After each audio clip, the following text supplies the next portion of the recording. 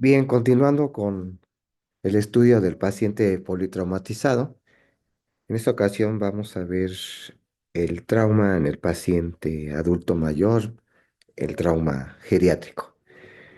Cada vez con el tiempo va adquiriendo mayor importancia porque las sociedades van haciendo cada vez más longevas, sobre todo en países desarrollados. Se calcula más o menos que para el año de 2050 en ciudades urbanas, más o menos el 20% de la población va a ser una población mayor de 60 años. Actualmente sabemos que el trauma es la quinta causa de muerte en la población geriátrica. Observamos que hay un aumento de la mortalidad en los pacientes geriátricos, ¿sí? Si lo comparamos con lesiones de gravedad similar en otras edades, de ahí que su mortalidad es mayor que en otras poblaciones por trauma. Esto va muy asociado a un envejecimiento de los sistemas orgánicos, ¿verdad? Hay un envejecimiento del sistema cardiovascular, pulmonar, renal, nervioso y que puede ser alguna de las causas que se incremente la mortalidad, ¿sí? En lesiones de gravedad similar, decíamos, de otras edades. Otros factores, aparte del envejecimiento de sistemas orgánicos, otro factor son lo que serían enfermedades preexistentes. Entonces no es raro que uno con la edad vaya teniendo enfermedades preexistentes, enfermedades crónicas, ¿sí? No infecciosas y que van haciendo más vulnerable al individuo a un trauma. Entonces, vamos viendo que estas enfermedades preexistentes y la fragilidad que se va presentando por la misma edad son factores de riesgo para sufrir un trauma. Además de que pues, hay otros factores, por ejemplo, no es raro la depresión en el anciano, también el abuso de sustancias, ¿sí? Como sería el uso de benzodiazepinas. Y desafortunadamente existe un maltrato, así como existe el maltrato infantil, hay un maltrato en el anciano que puede provocar la muerte en estos sujetos. Esto requiere que se le dé un enfoque terapéutico, ¿sí? Bien coordinado y multidisciplinario. Ya ven que cada vez es más frecuente la necesidad del especialista del geriatra. Si hablamos un poquito sobre los efectos del envejecimiento, crecimiento e impacto de enfermedades, decíamos enfermedades preexistentes,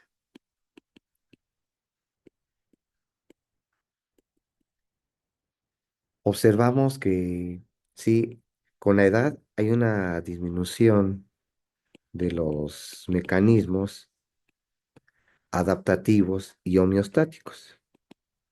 Ya veremos que efectivamente esta reserva fisiológica en el sujeto anciano va siendo mucho menor en su sistema respiratorio, cardiovascular.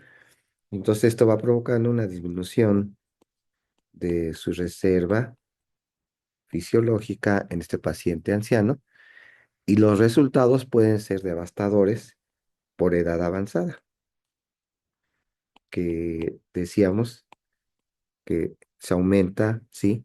La mortalidad por estas circunstancias de una disminución o un envejecimiento de sus sistemas orgánicos.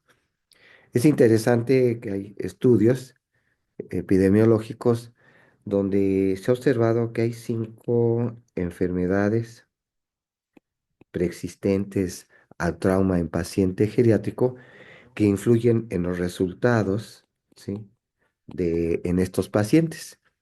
Y entonces observamos que de estas 5 enfermedades tenemos lo que sería la cirrosis, trastornos de la coagulación, coagulopatías. Tenemos también la enfermedad pulmonar obstructiva crónica, el antecedente de enfermedades cardíacas isquémicas, ¿sí? De las enfermedades cardíacas isquémicas. Y por último, tenemos una patología muy frecuente que sería la diabetes. La diabetes mellitus. Entonces, estas son 5 enfermedades que estadísticamente se observa que una cuarta parte de la población de pacientes geriátricos de mayores de 65 años, por lo menos tienen una de estas enfermedades, de estas 5 enfermedades que decíamos de cirrosis, coagulopatías, enfermedad pulmonar obstructiva crónica, enfermedades cardíacas isquémicas y diabetes mellitus. Entonces vemos que por lo menos tienen una enfermedad, sí, una cuarta parte de pacientes mayores de, de 65 años. Y entonces se observa que si estos pacientes geriátricos que sufren trauma tienen vamos a decir, tienen una sola de estas enfermedades, van a presentar 2 veces más posibilidades de muerte. Entonces, 2 posibilidades, el doble de posibilidades de muerte, ¿sí? Casi 2 veces mayor la posibilidad de muerte si presentan alguna de estas enfermedades. Y si presentan más de una, pues se incrementa ya no 2 veces, 2 veces, sino 3 hasta 4 veces la posibilidad de muerte. Entonces estamos observando que la posibilidad de muerte se incrementa de acuerdo al número de enfermedades preexistentes que tenga el paciente, así como también a mayor edad. A mayor edad y mayor cantidad de enfermedades preexistentes, se va incrementando la tasa de mortalidad. Entonces, estamos viendo que es una situación compleja estos enfermos, en donde ya no solamente es la importancia de la cinemática del trauma, sino la asociación a mayor edad y también de enfermedades preexistentes que pueden ir incrementando esta tasa de mortalidad en estos pacientes. Si hablamos en relación a la cinemática del trauma, que serían los mecanismos de lesión en los pacientes geriátricos, vemos que en primer lugar por muchos son las caídas, ¿sí? Que pueden ser caídas de su propia altura y que puede ser el mecanismo más frecuente de lesiones fatales. Son una causa común de traumatismo cráneoencefálico y se observa que la mitad de los que sufren fracturas de cadera ya no podrán vivir de una manera independiente. Entonces vemos que las fracturas de cadera, es el abuelito, sobre todo cuando caen de su altura y caen de lado, ese mecanismo de palanca al caer de lado es lo que provoca fracturas de cadera. Y se observa que ese abuelito, ¿sí? La mitad de los pacientes, ¿sí? No regresan a vivir de una manera independiente. Entonces se modifica totalmente la calidad de vida del abuelito, ¿sí? Y entonces vemos que como factores de riesgo para estas caídas está pues, la edad avanzada. Entre mayor edad, ¿sí? Más posibilidades de tener una mortalidad por esta caída. Pues con la edad va teniendo también uno impedimentos físicos por problemas osteoartríticos de las caderas, de las rodillas. Y por otro lado también empieza a haber un deprimento de su capacidad mental. Entonces, un deterioro cognitivo que puede llegar a la demencia. También decíamos el uso de fármacos. Entonces, no es raro que estos pacientes caigan en la polifarmacia, tengan trastornos del sueño y se les empiezan a recetar benzodiazepinas, lo cual va disminuyendo sus reflejos para evitar las caídas. Presentan muchas veces también una marcha inestable por este problemas de deterioro cognitivo, por trastornos físicos y también pues van presentando deficiencias visuales y entonces no observan los objetos, sobre todo si es un lugar poco iluminado, sufren caída al tropezarse con muebles.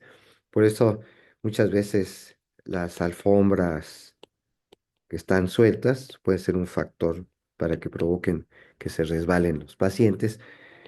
Ya con deficiencia visual y si agregamos una iluminación deficiente de la habitación, sobre todo en la noche que se levantan estos pacientes por la nicturia que presentan, y entonces vamos a observar que estos pacientes pueden levantarse y en un lugar poco iluminado presentar una caída. Superficies irregulares o muy lisas, resbaladizas, ¿verdad? Estos son factores propios del paciente y factores ambientales, lo que favorecen las caídas. Entonces, siempre hay que cuidar mucho a nuestros abuelitos el evitar estas caídas. Como otro mecanismo de lesión, tenemos el involucramiento en colisiones vehiculares, ya sea que vaya manejando el abuelito, ¿sí? O vaya de pasajero, o bien de peatón, ¿verdad? Y entonces vemos que en estas colisiones vehiculares, el tiempo de reacción es más lento, ¿verdad? Para evitar una colisión o evitar ser arrollado por un automóvil. Hay un punto ciego, el punto ciego de los campos visual es mayor, ¿sí? Su movilidad cervical está disminuida. Entonces, esto impide una buena movilización de la cabeza para aumentar el campo visual, así como también una disminución de su capacidad auditiva y lo que comentábamos del mismo deterioro cognitivo, que va muy asociado con esta respuesta lenta, es lo que favorece estas colisiones vehiculares. Hay que considerar que también puede ser que al estar manejando presente un infarto agudo del miocardio o una enfermedad vascular cerebral y sea la causa de esta colisión vehicular. Como otros mecanismos de lesión, tenemos los que serían las quemaduras. Entonces está el estar en un lugar que empieza a haber un inicio de un incendio, también la disminución, la capacidad olfatoria va disminuyendo, y entonces vemos que en estas quemaduras estos pacientes llegan a tener una mortalidad elevada por las características de su piel, tiene menor cantidad de folículos pilosos, lo que lo hace más susceptible a las quemaduras. También hay una disminución del tiempo de reacción ante las situaciones de un incendio. Y lo que decíamos, también problemas de tanto de la audición, olfacción y visión, que hacen que esta reacción sea más lenta. Hay incapacidad para escapar por los mismos problemas decíamos, de impedimentos físicos que tienen estos pacientes. Y también son más sensibles a las quemaduras por escaldaduras, por líquidos calientes, decíamos por su piel delgada y con menor cantidad de folículos pilosos, ¿verdad? Y por otro lado, pues esta disminución de lo que comentábamos de su reserva fisiológica los hace menos resistentes a estas quemaduras. Entonces, una disminución de su reserva fisiológica. Como otros mecanismos de lesión, podemos considerar el trauma. Observamos que del trauma preponderantemente es un trauma contuso cerrado, ¿verdad? Y que son un número significativo de pacientes también tienen un trauma penetrante, generalmente por heridas por proyectil de fuego, ¿verdad? Se dice que son víctimas de lesión penetrante y que puede ser la cuarta causa de muerte ¿sí? Por trauma en pacientes mayores de 65 años de edad por heridas de arma de fuego o desafortunadamente también por maltrato del anciano, como otra causa así de, podríamos decir, de, como puede ser el de homicidio. ¿Ya? Entonces ahí vamos viendo que con el tiempo va a ir adquiriendo cada vez más mayor importancia este tema por el incremento de la edad en las poblaciones, ¿sí? Ahorita actualmente es la quinta causa, pero aunque sea la quinta causa de muerte de, en pacientes geriátricos, tiene una alta tasa de mortalidad en lesiones similares en pacientes más jóvenes. ¿Ok? Vemos que es importante el antecedente de enfermedades preexistentes, las que más se han asociado, decíamos la cirrosis, trastornos de la coagulación, enfermedad pulmonar obstructiva crónica, enfermedades cardioisquémicas y diabetes mellitus que incrementan la mortalidad más del doble.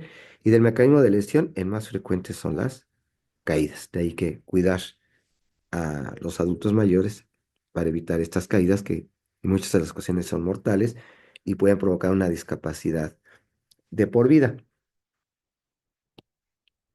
Ahora, si vamos valorando el manejo de estos pacientes geriátricos, hablaríamos de lo que sería la revisión primaria y reanimación,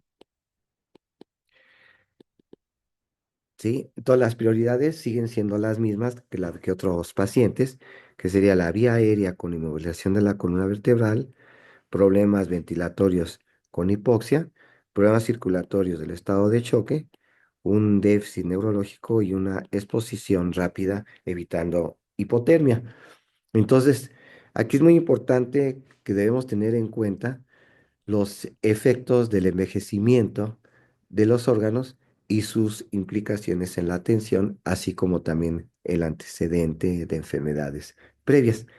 Entonces, si vamos hablando de cada una de estas prioridades, empezaríamos con la vía aérea. La vía aérea, pues observamos que en los abuelitos hay una disminución de los reflejos que permeabilizan la vía aérea, ¿sí? Ese reflejo de la tos, de delusión, va siendo cada vez menor, ¿verdad? Por otro lado, tenemos que no es raro que presenten dentaduras postizas, que al desprenderse pueden ser objetos de obstrucción de la vía aérea, estas dentaduras postizas. Lo que sí se sabe es que si no obstruyen la vía aérea estas dentaduras postizas, hay que dejarlas porque al dejarlas favorecen la ventilación de bolsa y mascarilla. Entonces, si no están obstruyendo, hay que dejarlas para favorecer esta ventilación de bolsa y mascarilla. Tenemos también problemas artrósicos. Entonces ya la movilidad de esa articulación temporomandibular disminuye la apertura de la boca y entonces hace un poco más difícil la intubación. Y también hay que tener presente el manejo de la columna vertebral, que ya veremos que estos problemas de envejecimiento de la columna vertebral, de osteoartritis, pues mecanismos de hiperextensión del cuello al caer el abuelito y pegarse con el toldo de un automóvil, en la barbilla, la hiperextensión, lo hacen más vulnerable a lesiones de la médula espinal. Recordemos que para prevenir la vía aérea, pues se puede usar la, lo que sería la secuencia rápida, es decir, la intubación con medicamentos que ya sabemos que son la sedación con midazolam, con benzodiazepinas y la relajación con succinilcolina. Entonces, aquí se recomienda reducir las dosis de un 20 a un 40% reducción de las dosis de estos medicamentos, de benzodiazepinas, de sedaciones y de relajantes.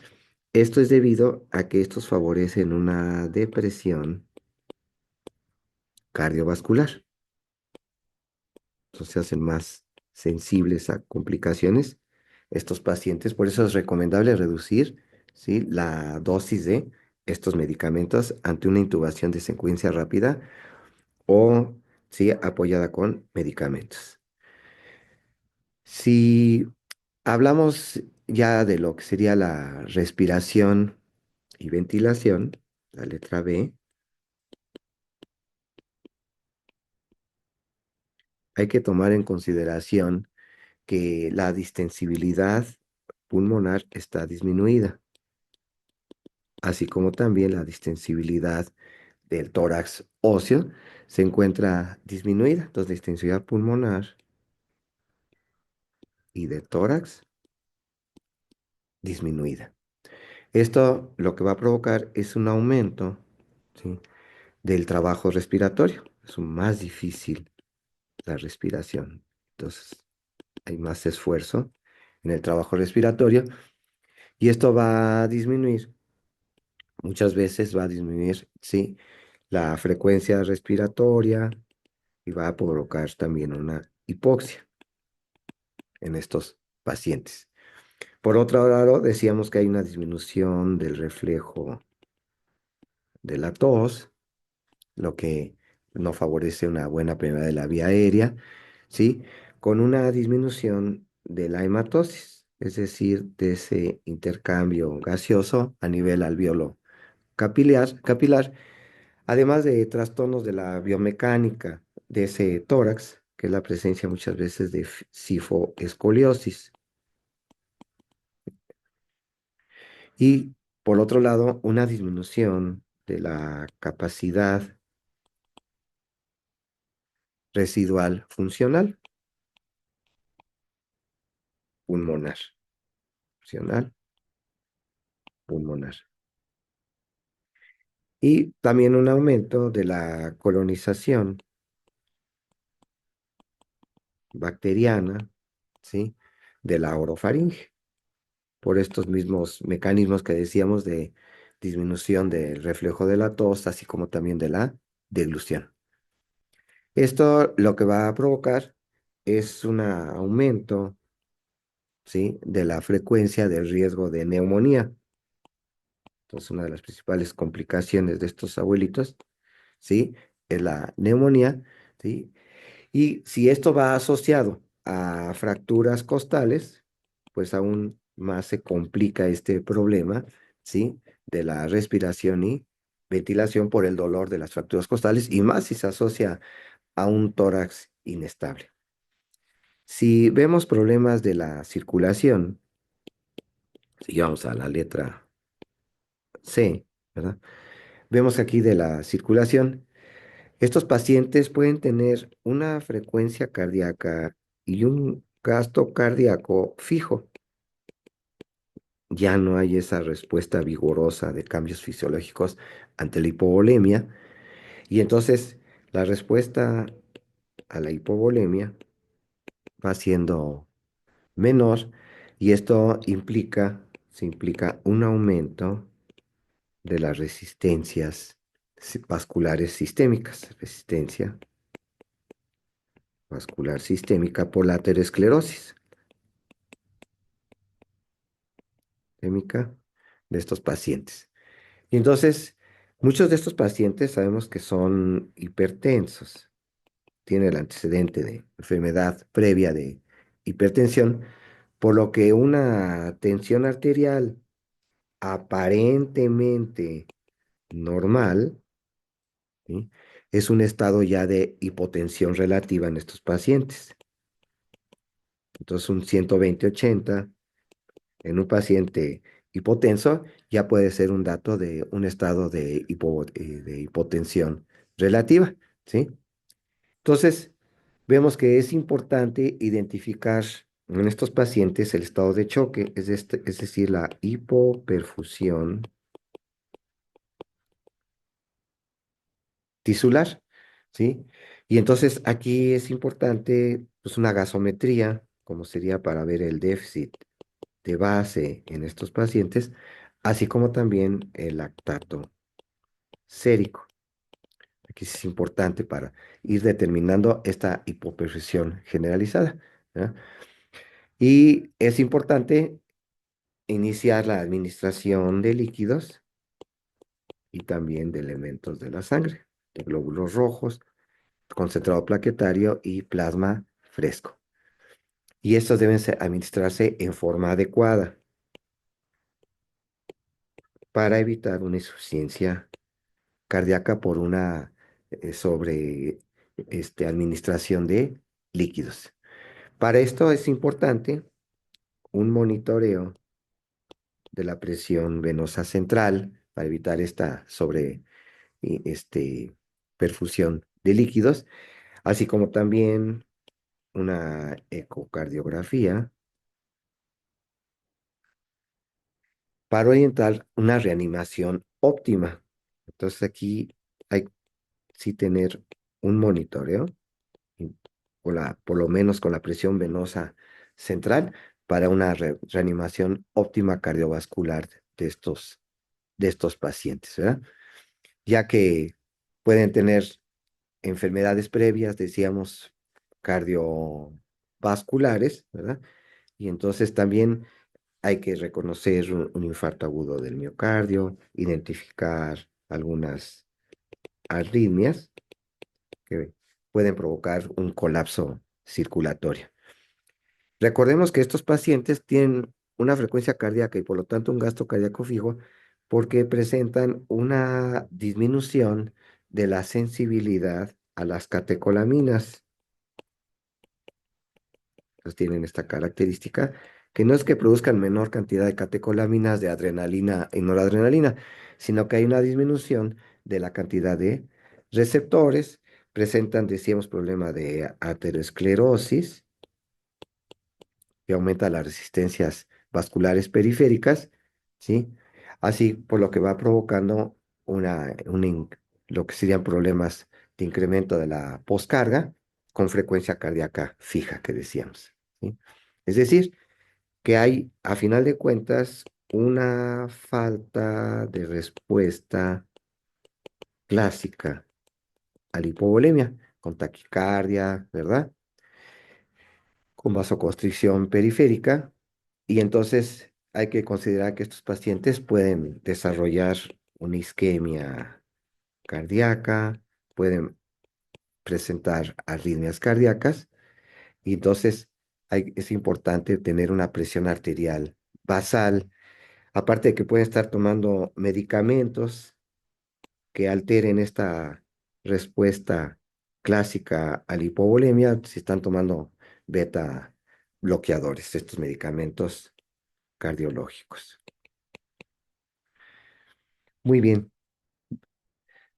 Si seguimos aquí sería ahora con la D, que sería el déficit neurológico,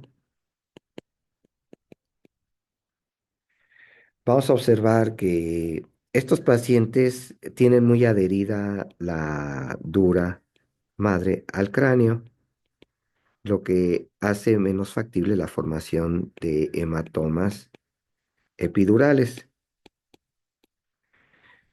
Pero la presencia de atrofia cerebral lo que provoca es una elongación de esas venas puentes, que ya ven que van de la superficie de la corteza cerebral y de ahí se desplazan hacia desembocar en el seno sagital superior. Y entonces existe el problema de que al elongarse estas venas puente, puede favorecer su desgarramiento, se rompen en su desembocadura el punto fijo que está en el seno sagital superior, y entonces favorece la formación de hematomas subdurales, que pueden ser agudos, subagudos o crónicos, ¿verdad? Entonces, el traumatismo craneoencefálico adquiere situaciones epidémicas altas. Ya decíamos que por las caídas, muchas veces el traumatismo craneoencefálico es la causa de muerte en estos pacientes porque sufren golpe en la cabeza.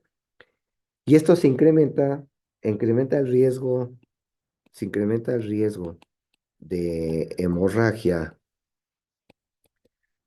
intracraneal, ¿sí? Debido a que estos pacientes pueden presentar, ¿sí? Enfermedades o más bien estar tomando, ¿sí? Anticoagulantes porque tienen una arritmia cardíaca, una fibrilación auricular, o tienen problemas de a lo mejor ataques químicos transitorios, están tomando antiagregantes plaquetarios, ¿sí? Están tomando su clopidogrel, su aspirina, antiagregantes plaquetarios, ¿sí? Entonces, esto favorece el riesgo de hemorragia intracraneal.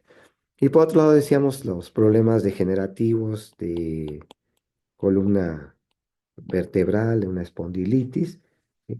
Pueden también provocar lesiones de la médula espinal. Entonces, tenemos que ver que también estos pacientes pueden tener previamente un deterioro cognitivo, una demencia, y hace un poco más difícil la valoración neurológica en estos pacientes.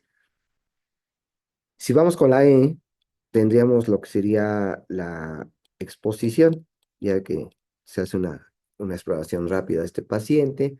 Aquí es donde pudiéramos rotarlo, con cuatro miembros del equipo rotar para ver el torso del paciente. Es la exposición junto con el control ambiental, es decir, evitando una hipotermia.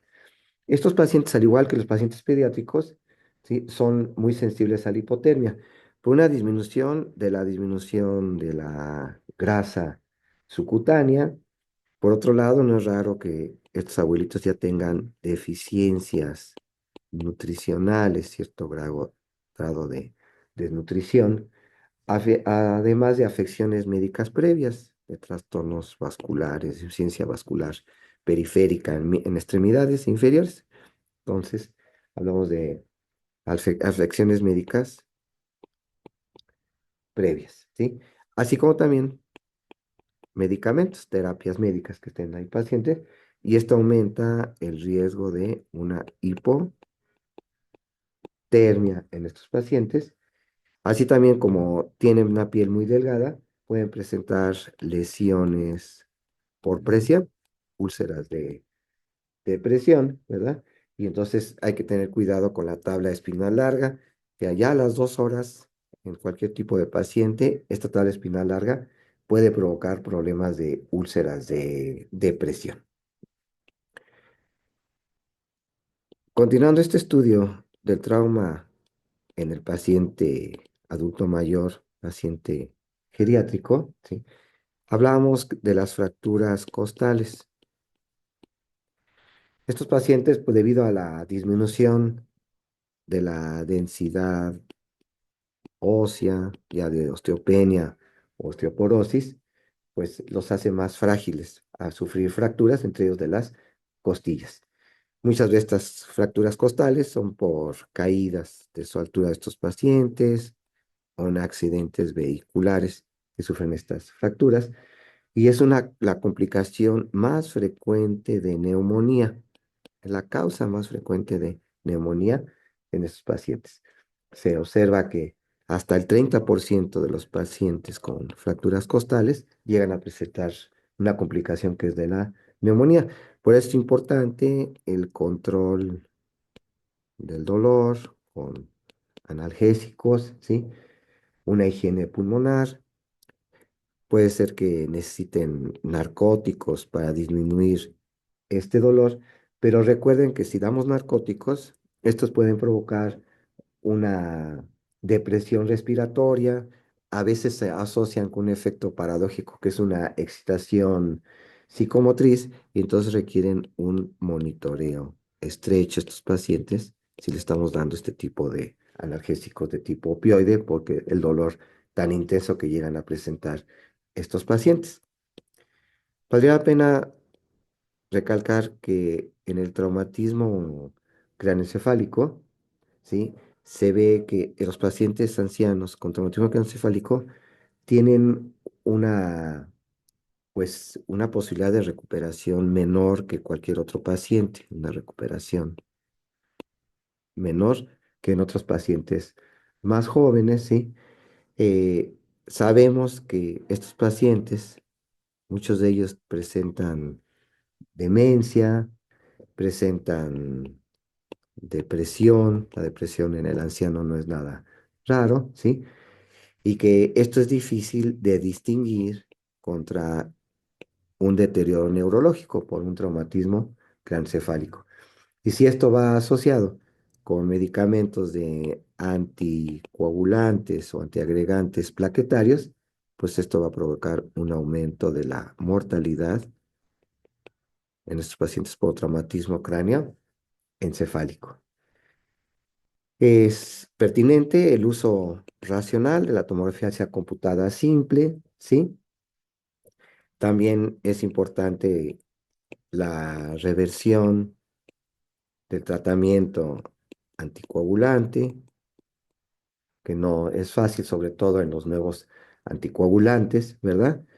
Entonces podemos usar el plasma fresco, la vitamina K, ¿sí? O también el concentrado de complejo protrombínico, ¿sí? Hay que hacer mediciones de los tiempos de coagulación, que ustedes saben que con los que son normales, con los anticoagulantes de última generación. Otro dato importante son las fracturas pélvicas. Muchas veces estas fracturas pélvicas pueden ser por caídas de su propia altura. No tienen que ser caídas muy altas, ¿sí? Caídas de su altura, ¿sí? Ya debido a la osteoporosis, pueden presentar estas fracturas, sobre todo en pacientes mayores de 60 años que ya cursan con osteoporosis. Y se ha observado que esta fractura pélvica, ¿sí? La mortalidad llega a ser hasta 4 veces mayor en los pacientes geriátricos. Y si los comparamos con las fracturas pélvicas de los jóvenes, entonces es muy importante presente la transfusión sanguínea en la reanimación de estos pacientes. Van a requerir una mayor estadía hospitalaria y también es menos probable que regresen estos pacientes a una vida independiente. Entonces aquí estamos recalcando mucho lo que son las caídas, ¿verdad? Y entonces lo más importante para nuestros abuelitos sería la prevención de caídas. Eso sería fundamental, ¿verdad? Entonces, pues evitar que alfombras sueltas, evitar superficies regulares, ayudar al abuelito a convencerlo que use el bastón o sí, usar algún sostén para poder deambular, ¿verdad? Tenemos algunas circunstancias especiales. Y entonces, entre ellos estaría, ¿se acuerdan que había la historia amplia, ¿verdad? Aquí es importante, el antecedente de alergias, medicamentos, patologías previas, alimentos, la última vez que ingirió alimentos, y también las circunstancias del ambiente en que se presentó el evento. Y aquí es muy importante, pues sabemos que muchos de estos pacientes usan medicamentos previos y tenemos que frecuentemente hasta un 20% presentan la ingestión de beta bloqueadores, hasta un 20% de los pacientes con enfermedad coronaria están tomando beta bloqueadores. Y también 10% en los hipertensos. Más o menos son las estadísticas que se ve de la ingesta de estos beta bloqueadores. ¿Y ustedes que estos van a provocar un bloqueo fisiológico? ¿Sí? Inherente a la respuesta clásica, ¿sí? A la hipovolemia, como sería la taquicardia, la vasoconstricción. Lo que va a dificultar la identificación de esta hipovolemia, la toma de estos medicamentos. Decíamos también, otras circunstancias especiales, el uso de anticoagulantes o de antiagregantes plaquetarios, ¿sí? E inhibidores directos de la trombina plantean problemas, sobre todo de hemorragias en estos pacientes. Por otro lado, tenemos una situación dolorosa como sería el maltrato, ¿sí? Del adulto mayor. Entonces, sabemos que el maltrato al adulto mayor sería cualquier aplicación intencional de lesión en el adulto mayor, ¿sí? También puede ser un confinamiento irracional, ¿sí? Aislamiento de estos pacientes. También una intimidación, otras formas de maltrato, así que también como castigo y la crueldad de estos pacientes, ¿sí?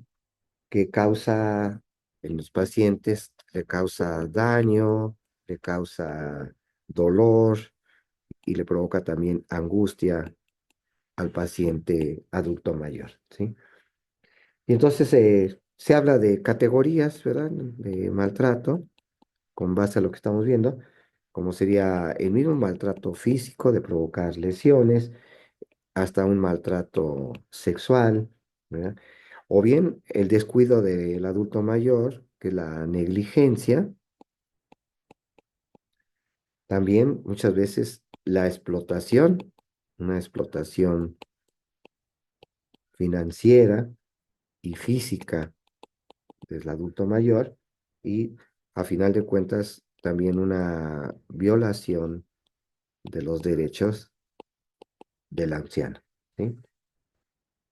Entonces, en estos casos hay que separar la separación del paciente de la situación abusiva, reportar a las autoridades apropiadas, ¿sí?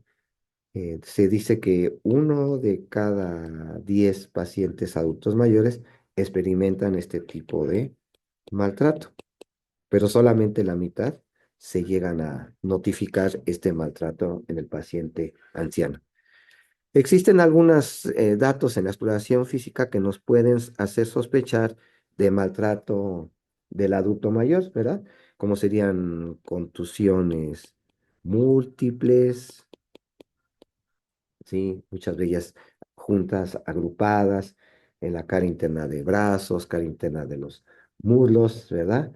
Entonces, coriaciones en muñecas y tobillos, porque los llegan a inmovilizar, muñecas y en tobillos se observan este tipo de escoriaciones, lesiones en el puente nasal, porque los llegan a golpear y traen lentes, y entonces sufren trauma en la región nasal o en la región frontal por los lentes, equimosis periorbitarias, así como también lesiones orales, úlceras de presión por negligencia del enfermo, ¿verdad? Fracturas, muchas de ellas no tratadas, fracturas no tratadas, quemaduras, escaldaduras, así como hemorragias y hematomas en el cuero cabelludo con zonas de alopecia, ¿sí? No comunes así en la piel cabelluda de estos pacientes. Entonces, concluyendo del trauma geriátrico, vemos que entonces en la quinta causa de fallecimiento en los pacientes mayores de 65 años, ¿sí? Se reporta que entre los pacientes traumatizados, los adultos mayores representan el 12% de esta población, ¿sí? El trauma, ¿sí? ¿Sí?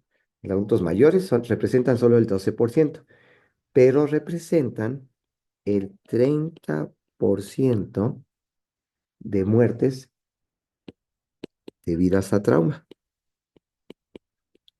Entonces, aunque no sea muy frecuente con los pacientes, los niños, los jóvenes que decimos que es la primera causa de muerte, aquí la quinta causa de muerte, ¿sí? Pero observamos que abarcan el 30% de muertes debidas a trauma, ¿sí? Sí, estos pacientes con adultos mayores. Entonces, el avance de la edad contribuye a un aumento de la morbimortalidad. A mayor edad, mayor posibilidades de muerte por trauma. Y por otro lado, también se observa que este aumento de la mortalidad y de la morbilidad es por la presencia de las enfermedades preexistentes, ¿sí? Así como también, ¿sí? Los que decíamos de los datos que acompañan, ¿sí? A lo que sería la fisiología del envejecimiento, biotecnología del envejecimiento. Muy bien. Entonces, es muy importante, ¿sí?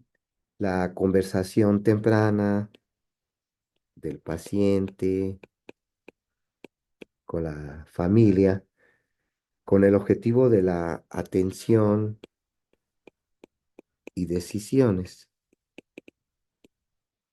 del tratamiento de muchos de estos pacientes, ya sea en forma preventiva o en el momento que se presentan ya la lesión, ya que muchos pacientes ya han manifestado sus deseos de respecto de las terapias para mantener la vida, de la voluntad anticipada. Algunos pacientes ya de la edad consideran este hecho de la voluntad anticipada para mantener la vida antes del evento. Y entonces es importante la consulta a cuidados paliativos, que puede ser útil para determinar las limitaciones en la atención, hasta cuándo continuar la atención, así como los enfoques paliativos efectivos para aliviar los síntomas del paciente y aminorar su dolor.